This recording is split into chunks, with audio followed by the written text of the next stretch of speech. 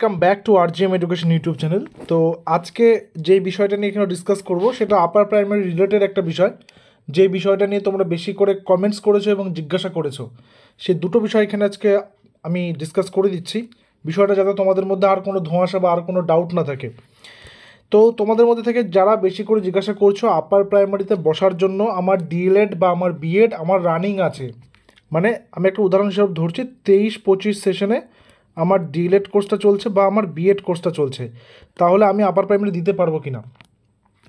পরিষ্কার একটা কথা বলি, এখানে যে গেজেটে আপার প্রাইমারির ক্ষেত্রে যেই যোগ্যতা মানের কথা বলেছে, এটা আপার প্রাইমারি টিচার রিক্রুটমেন্টের কথা বলা হয়েছে এখানে। অর্থাৎ আপার প্রাইমারি টেট পরীক্ষা হওয়া আর আপার প্রাইমারি টিচার রিক্রুটমেন্ট, এটা দুটো আলাদা প্রসেস। কীরকম আলাদা প্রসেস আমি বলে দিই। আপার প্রাইমারি টেট পরীক্ষাটা সেটা হচ্ছে একটা পরীক্ষা মাত্র, এবং সেই পরীক্ষা পাশ করলে তুমি আপার প্রাইমারি টিচার রিক্রুটমেন্ট প্রসেসে পার্টিসিপেট করতে পারবে। সেই জায়গাটা কোথা থেকে তুমি বুঝতে পারবে, এই জায়গাতে টেট ওয়েটেজ 40, ঠিক আছে। তো এই যে 150 মার্কের তুমি যখন আপার প্রাইমারি টেট এক্সামটা দিচ্ছ, সেই টেট এক্সামটাতে তুমি কত পাচ্ছ সেটার ইকুইভ্যালেন্ট হচ্ছে 40-40-র মধ্যে তুমি সেই হিসাবে নাম্বারটা পাবে। এবার এখানে কি, তুমি যখন আপার প্রাইমারি টিচার রিক্রুটমেন্টে, অর্থাৎ মনে করো ইন্টারভিউ, আপার প্রাইমারির টিচার রিক্রুটমেন্ট হবে, তার জন্য তো ইন্টারভিউ হবে একটা, তাই না?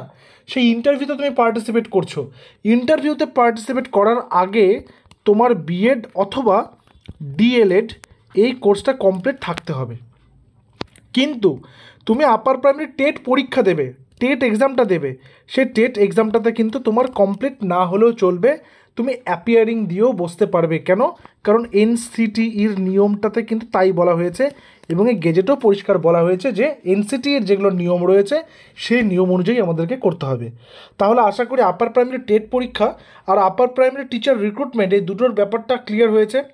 অর্থাৎ আপার প্রাইমারি টেট পরীক্ষাতে বসার জন্য তোমার বিএড বা ডিএলএডটা অ্যাপিয়ারিং থাকলেই হবে, অর্থাৎ রানিং কোর্স থাকলেও তুমি বসতে পারবে। কিন্তু যখন তুমি ইন্টারভিউতে পার্টিসিপেট করতে যাবে তখন তোমার সেখানে বিএড অথবা ডিএলএড সেটা কিন্তু কমপ্লিট থাকতে হবে, সেটা তোমার কিন্তু 100% কমপ্লিট থাকতে হবে। বোঝা গেছে? এটা একটা। দ্বিতীয় কথা হচ্ছে, আপার প্রাইমারি রিক্রুটমেন্টের ক্ষেত্রে একটা নতুন ক্রাইটেরিয়া যোগ হয়েছে না, তোমরা প্রত্যেকে দেখেছো কি? সেটা রিটেন এক্সামিনেশন ওএমআর বেস 25 মার্কের। অর্থাৎ ওএমআর টেস্ট হবে একটা, ওএমআর হবে 150 নম্বরের টেটটা তুমি পাস করে গেছো, ঠিক আছে। তো এটা কিন্তু আলাদা।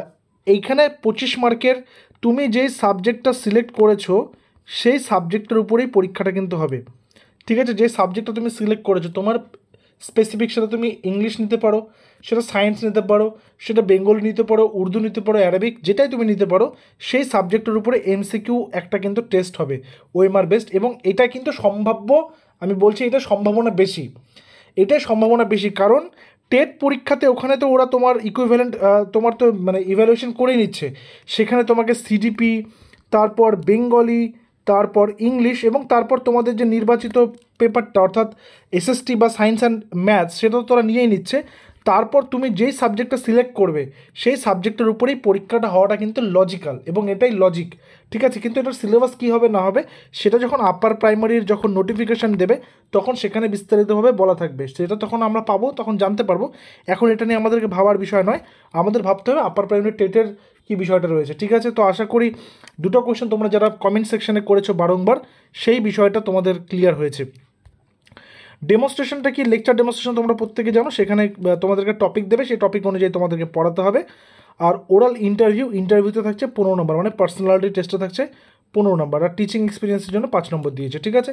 তো বিষয়টা আশা করি ক্লিয়ার হয়েছে। তবুও যদি কোনো ডাউট, কোনো কোয়েশ্চেন থাকে অবশ্যই কমেন্ট সেকশনে জানাবে, আমি চেষ্টা করবো সেগুলো অ্যান্সার করে দেওয়ার। তো দেখা হচ্ছে আবার পরবর্তী ভিডিওতে। Till then stay connected with us. Thank you very much.